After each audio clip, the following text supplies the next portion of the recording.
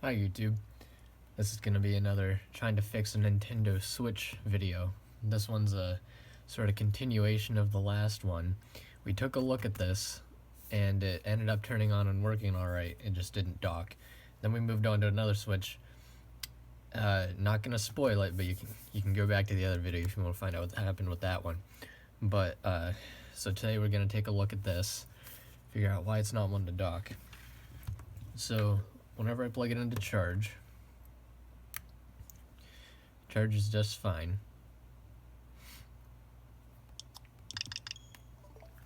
See up top there? Charges and it's good to go. But whenever I plug it into the dock, here's what happens. Let's see.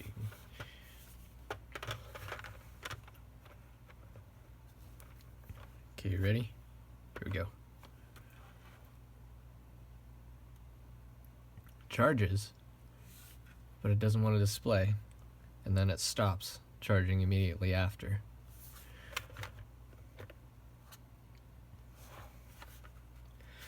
So that's what happens whenever I try to dock it. And the dumb thing about these docks is whenever it has an error like this, it doesn't stop until you manually undo the connection to power. So if we do that again, let's see if we get the same result.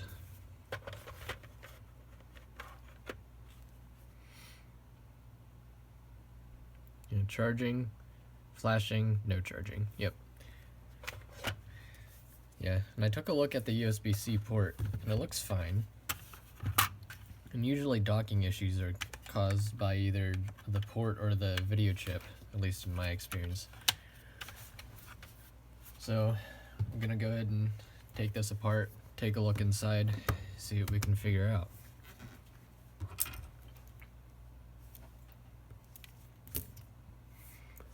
Oh, looks like I'm gonna have to undo the sticker to get access to the screws.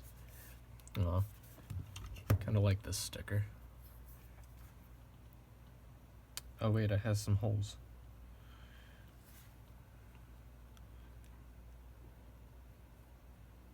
Cool, so I won't have to take off the sticker.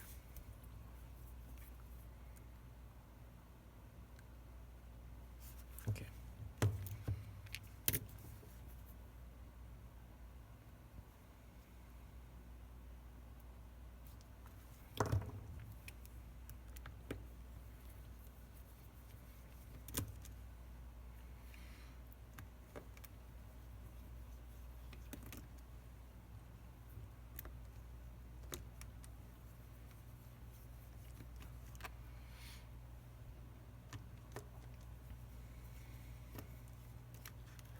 Oh, and something else I want to try out in this video is the other Switch that I was working on before. Its housing was a bit water damaged, and especially the LCD cable here. I cleaned it up as best as I can, but even still it doesn't look that great. So I want to give it a test in a good motherboard to see what components here work and what doesn't.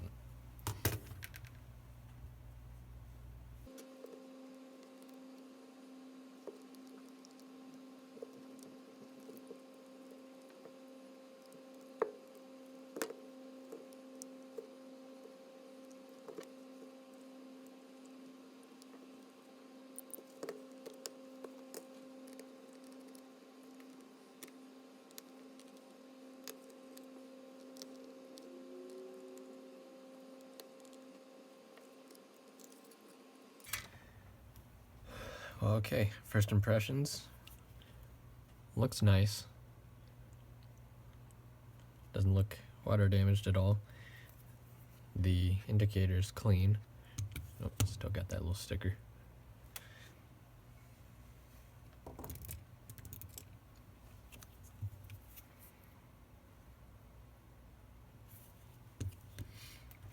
I'm gonna go ahead and disassemble it the rest of the way so that we have access to the far side of the board. I feel like that's where we're gonna have to go.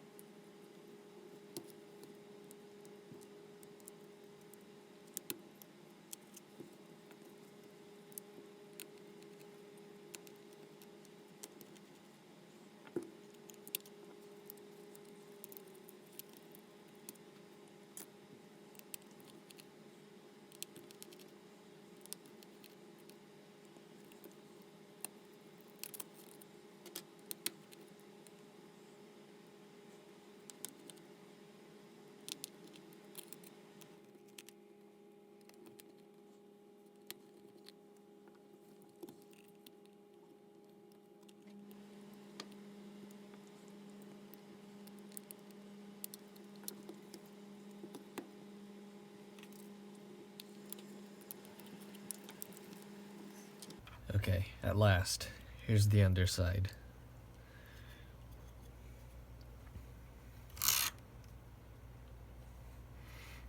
Not really a whole lot to see. I mean, it looks good. Just gonna have to figure out who controls charging over the dock. I'm gonna have to do some research. Or I could just probe around and see if any capacitors near any chips short. So I'm gonna do some general investigating, and I'll be back whenever I find out what I do. Actually, first, before I start investigating, I want to put the board in the water damage switch to see if I clean these contacts good enough to get the LCD working.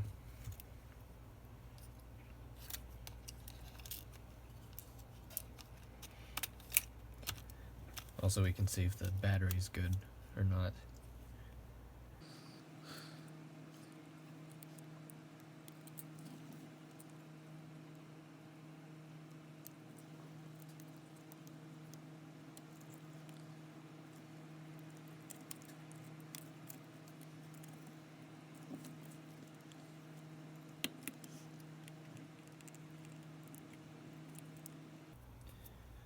These are an absolute pain to get in. So I'm just trying to be as careful as I can be. Now it's crouched a bit.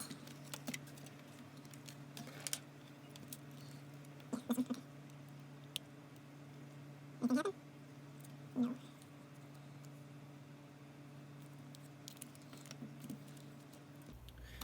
I'm gonna plug it in using my amp meter. See if it shows anything.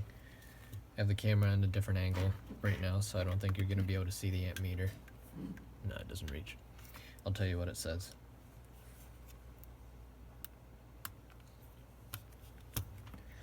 It's saying 0.27 amps. Which is weird. That's not what it was earlier.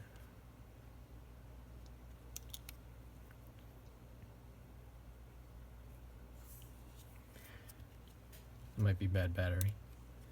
Actually, I think that might be exactly what it is. Yeah, let me put in a known good battery.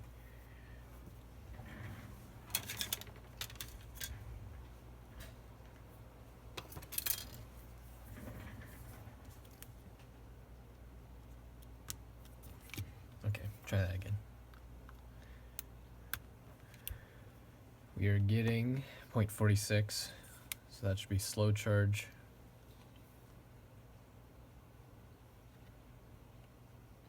Nothing on the screen. And it's booting. Okay. So it's turning on, according to the amp meter. But there's nothing on the screen. Yeah, so I'm gonna say this LCD is definitely fried. That's a shame.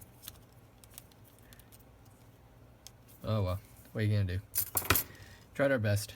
Okay, so now I'm going to take the other board, wherever she went, and do some investigating. So I'll see you back. Sorry, I got a bit confused there. This is the good board. I for some reason thought, okay, this is the water damaged housing switch, so this must be the water damaged motherboard. I don't know why I got confused there. This is the board I'm gonna do the probing on. Okay. So I will get back to you whenever I figure some stuff out. So I've made a little bit of a discovery. This is my donor board that I've used for harvesting components off of in the past. So the charge chip here has already been removed. But so this will be for reference. This is the one that we were looking at, the one that doesn't dock. Okay, so this is my discovery. Alright, so right above this chip, this little capacitor here, shorts on both sides. And if we take a look at the donor board,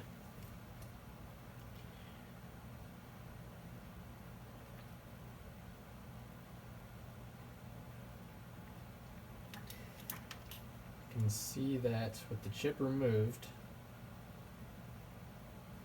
only shorts on one side. So whenever you remove a chip from a circuit, if the chip is what's causing the circuit to be brought down or be corrupt in some manner, then once you remove it, all the components within the circuit should start working again correctly. And that's what we can see is happening here. So what I'm going to do is go ahead and remove this chip. It's called M9, I think. Having trouble getting it in focus. But yeah, we're going to remove M9, and then we'll put a new one on, and we'll see what happens. See if that capacitor above there gets is not short on both sides anymore. So let's go ahead and lay down some flux.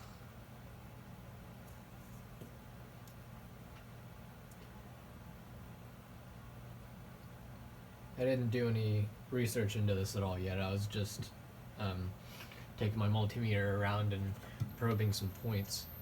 But I'm going to have to see after this if this does end up fixing it, how this chip is related to docking.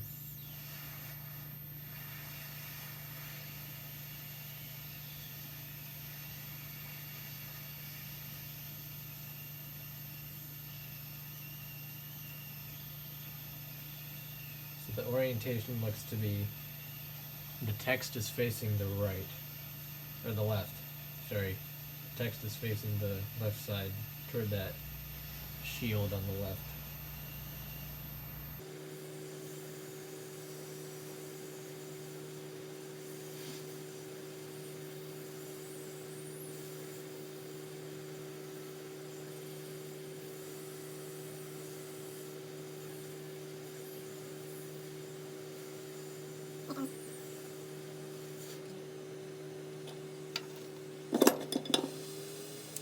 Okay, so now the chip's removed, let's take a look at that capacitor again, see if it's shorting.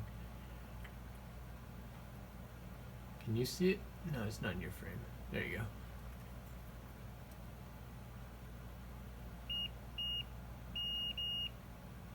Nope. Only shorting on one side. Awesome, so that's what we want to see. So it's most definitely that chip that we just removed. Okay. So I've got another one here. I'm not going to bother redoing the solder on the pads. Sometimes I do just to clean them, but these look pretty good. So I'm just going to take a chip that I had harvested. I'm just going to go ahead and lay it right down.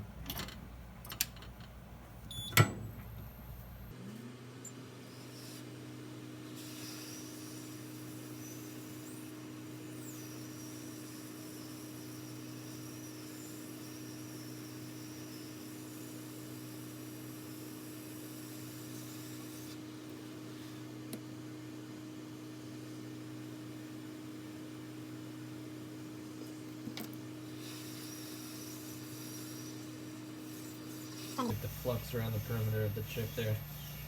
So that way whenever everything melts down, it'll kind of pop right into position. You'll see it once all the pads are molten. You'll see it kind of jump.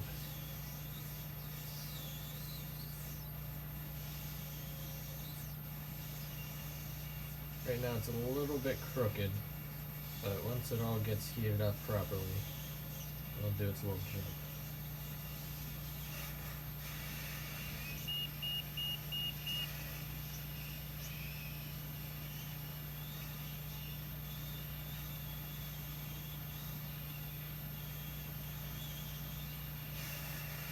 Else it already has and I missed it. Let me kind of poke it. Yeah. Okay, so it's already good.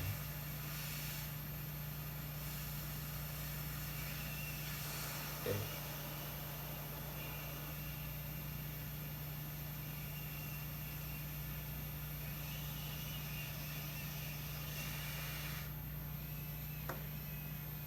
Okay. So let's test that capacitor again.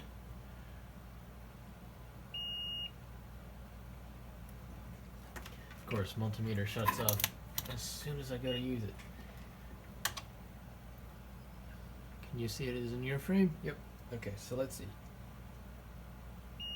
Beep. No beep. Awesome. Other capacitors around. Are you good? One beep. One beep. Must be a filter. You're not beeping on either side. One beep. One beep. Filter. Filter. One beep. One. Yeah, one beep. Awesome. Okay, so this looks good. It's different from before. So now, let's switch over to the hand cam. Plug it in, see if it boots. Well, it's gonna boot, but let's see if it'll work over the dock. All right, so I have the board all ready, and I got a good battery in it. And how we're gonna test if it docks is, it's gonna look a bit weird, but I promise it's gonna work. I have this dock right here torn apart as my sort of tester dock. I have it so that I have the one end torn off of it, so that way I can put in boards like this real easy. Because if I have the dock case encompassing the switch on either side, it's hard to get the motherboard in there. So this just makes it easier on me. Alright, so let me get this in as it should. Okay, there we go. It's in. Should be booting. Okay. Hey, solid green light. Is anything going to show on the screen? Oh.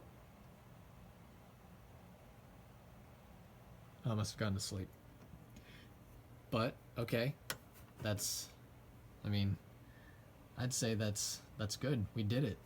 But I'm going to go ahead and get this back together so that way we can make sure that it actually displays on the TV. So let me do that and I'll get back to you then. So now that I have everything together, let's go ahead and pop it in the dock and see if it displays out.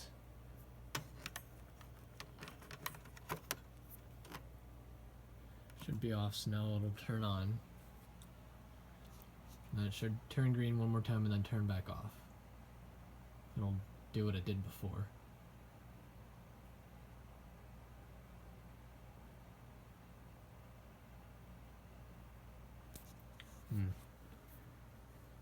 Power button.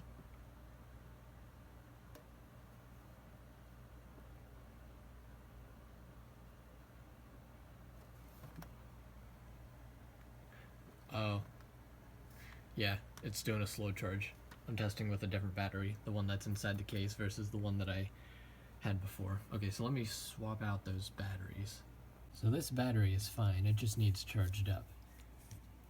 It was doing that slow charge thing.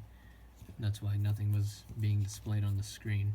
So if we use the battery that we originally tested with when it was turning on and functioning in that last test, then should get the same results.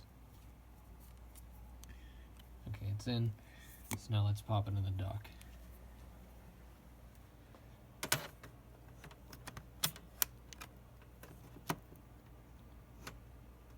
Okay, here we go. So it should flash one more time.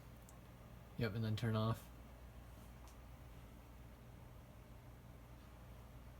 TV just turned off. Auto sleep. So whenever this makes its way back on, I'm going to turn the power on the switch so it will wake up from sleep. Okay, that's ready. So here we go. 3, 2, 1.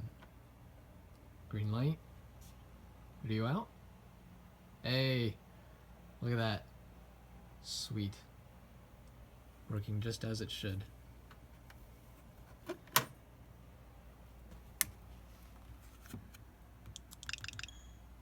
Yep, touch works. Okay, cool. So I did a little bit of looking into it, just to see. And we're back to switchbrew.com again, or .org.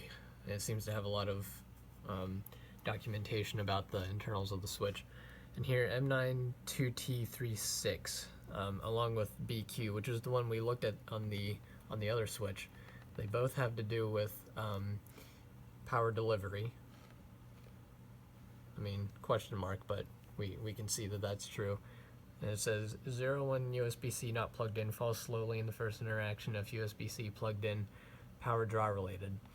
So we can definitely verify that it's, you know, something to do with power negotiation between the USB-C port and the switch, you know, in general operation. Some sort of like power supply thing like that, like it's saying right there. But I found another thread. This is a Reddit thread. Somebody talking about how they... Oh, geez. I don't remember going this far down the page. Let me just go the whole way up. Yeah. So this is a guy talking about how he bricked his switch using a third-party dock, and he replaced the M9 chip that we just did, and it worked, made it work again.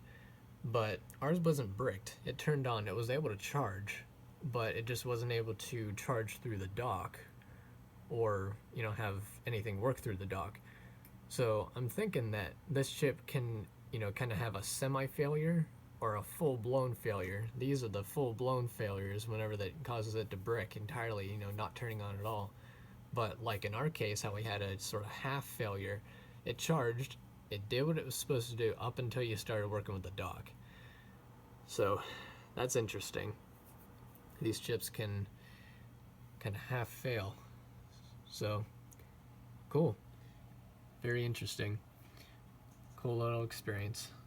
So, I mean, I think that's it. I think we can wrap up right there. Thanks for watching. Hope you learned something along with me. This was fun. Thanks for watching. Bye.